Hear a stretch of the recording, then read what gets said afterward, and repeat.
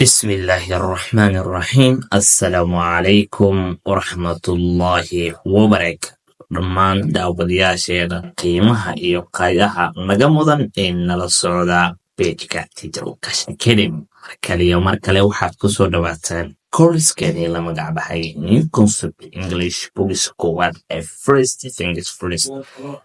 cashirkeenu maanta qaadan doono waa lesson 4 waa cashirka afraad. fadlan haddaadan hore u daawan saddexda cashir ee markaas koorskeena waxaan kaa codsanaynaa ama waxaan talo ahaan kuu siinaynaa inaad saddexdaas cashir aad soo daawatid kadibna aad cashirkaana sii daawatid. waxaan si sharaf leh kaaga codsanaynaa haddii ay tahay booqashadii kugu horeyso inaad markaasi muuqaalka like inoo saartid una share garaysid asxaabtaada aadna subscribe pagekii noo saartid gableekana aad furitid si muuqaalkeena si degdeg ah kuugu soo gaaro. cashirkeena maanta wuxuu u dhexeeyaa laba qofood oo kala ah Robert iyo Sophia. Robert ayaa markaasi hadlaya wuxuu leeyahay I am a new student, anigu waxaan nahay arday cusub. I am a new student, anigu waxaan nahay arday cusub. My name is Robert, magacayguna waa Robert. Sophia ayaa hadlaysa waxay tiri nice to meet you, aad baan ugu faraxsanahay inaan kula kulmo.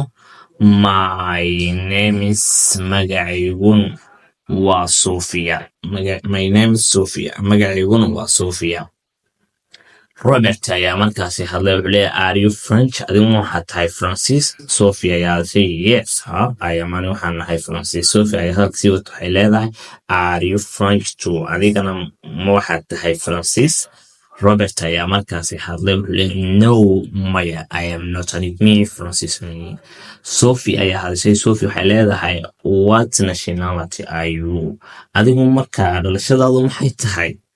Robert ayaa hadlay wuxuu leeyahay I am Italian, anigu waxaan nahay ninka soo jeeda Talyaani. Robert ayaa weli hadlay wuxuu leeyahay are you a teacher, adigu waxaad tahay markaasi macalin? Sophia ayaa markaasi xogjoogtay no maya I am not, anigu mihi macalin. Robert ayaa markaasi hadlay wuxuu leeyahay what is your job, waa maxay shaqadaada marka?